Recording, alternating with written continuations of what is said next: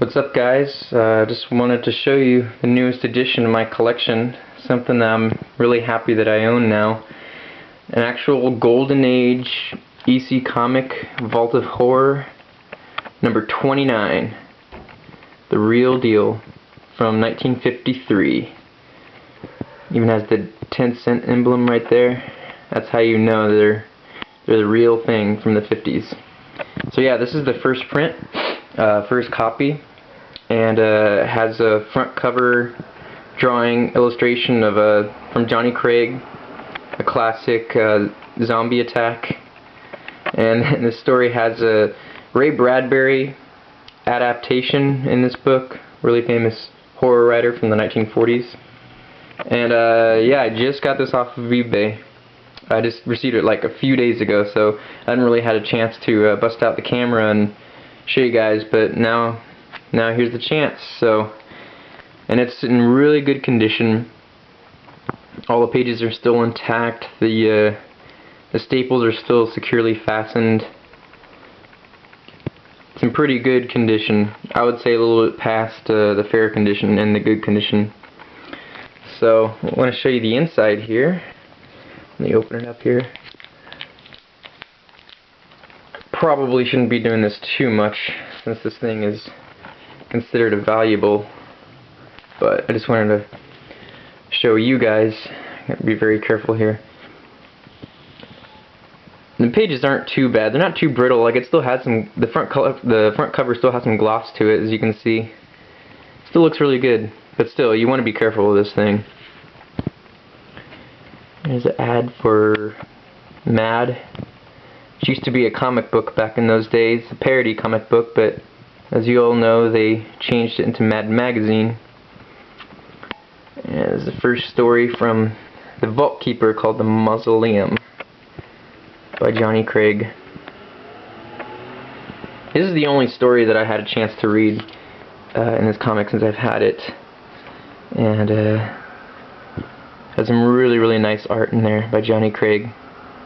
He's a good artist. I like him. I like how he's really clean. You know, he's just but it really does capture all the horror and psychological stuff going on in it. It's really good. And yeah, one of the things I noticed about these old original prints is that it looks like the comic itself is a little bit wider by like a centimeter or two, because the reprints, I have a bunch of the reprints, and the reprints, they're a little bit, you know, the width is like a little bit smaller. I think they like come to here or something like that. So these ones are a little bit wider. I don't know why that is. Maybe that was just the way the comics were back in those days.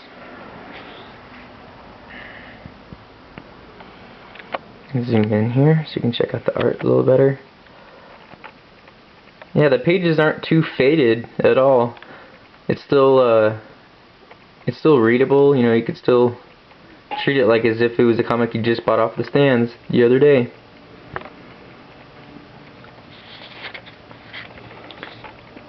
And yeah, this is like a walking corpse story. It has a just desserts ending. Has zombies in it. Johnny Craig never really did too many walking corpse stories, you know, zombie stories. And in this one he actually does. I like the way his art depicts the zombie. It's really like decrepit and decayed. I like it. It looks good. There's the Vault Keeper.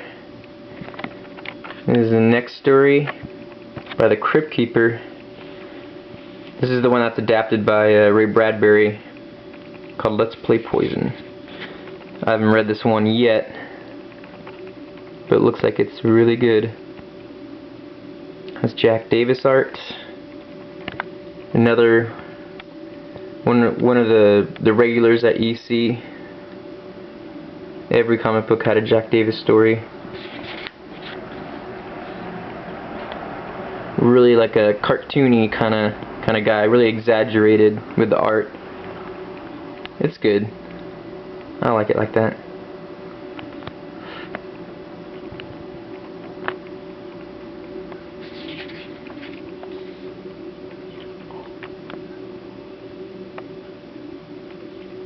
Actual golden age comic book. Back in the good old days. It's too bad that they had to outlaw these. They were just too popular, I guess. Thinking that they were causing juvenile delinquency in the United States. But really, comic books like these inspired a bunch of famous directors nowadays, like John Carpenter and George Romero. That's the end of that one. I don't know how it ends. I didn't really read the story. Not yet. And there's the middle centerfold page with an ad for EC fans, Weird Fantasy, and an ad for Stories of the Bible. This was back when EC stood for Educational Comics, back when Max Gaines, Bill Gaines' father, ran the business. Back when they were actually supposed to be educational, but then Bill Gaines kind of changed it into horror and crime genre. It's like the opposite of what it was originally. And the Vault Keeper's Corner. I think this is more of like an editorial right here.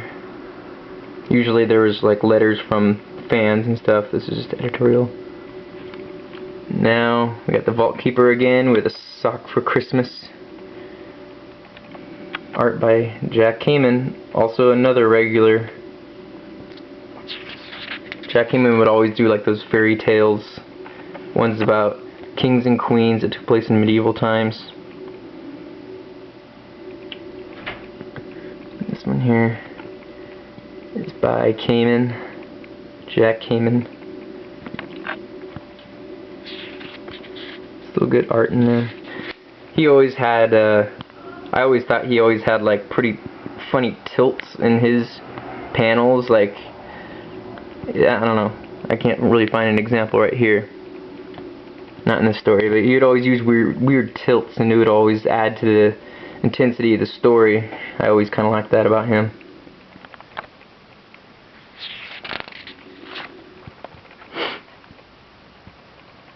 He ends up with King's head in the stocking. Classic EC twist ending. You gotta love it. And moving on. This is a story from the Old Witch from Ghastly Ingalls. Graham Ingalls. Pickled Pints. This one takes place at a bar, I guess. This is the last story of the comic book. Each comic book always had 4 stories, usually.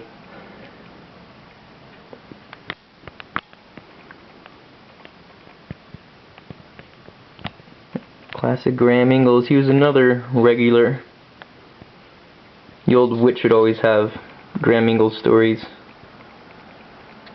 Or actually the opposite. Graham Ingalls would always have Old Witch stories. And I know everybody's favorite is Graham Ingalls, as far as like the EC era, you know. But I don't know, to me, he's not exactly my favorite. I always thought like his stories and his panels were like a little too messy. Like, I like my artists being like clean and really lifelike. Like, I like Johnny Craig, and even the other ones that didn't have that much of a following on EC, like Joe Orlando and Reed Crandall. Al Williamson was amazing too. Looks like this one ends up with him being a vampire.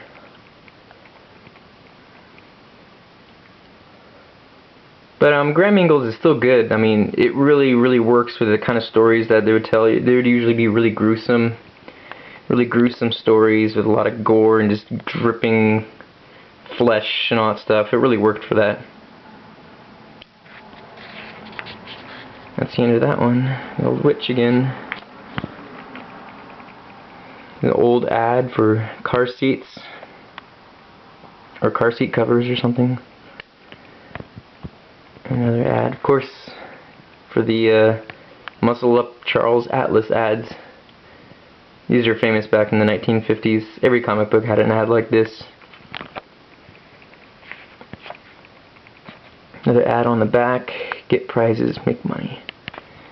I love old ads like this. They're so cheesy, but you know, it's just like a famous thing from the comics back in those days. They don't make ads like this anymore. They don't have like those send out programs where you like make money and sell stamps, all that stuff. And right now everything's all about like the internet and video games and all that stuff. It's just not the same. It's kind of one of the reasons why I got one of the old comics, because I kind of wanted to experience like the real deal from back in the day. You know, it's almost like taking a trip through time. It's almost like you actually picked it off the newsstands back in the 50s yourself. So anyway, that's it. Vault of Horror number 29. Hope you enjoyed it. I plan on getting more of these. They're usually not that expensive on eBay. I mean, yeah, they're expensive, but not compared to some up there. There's some that are like in $1,000 range.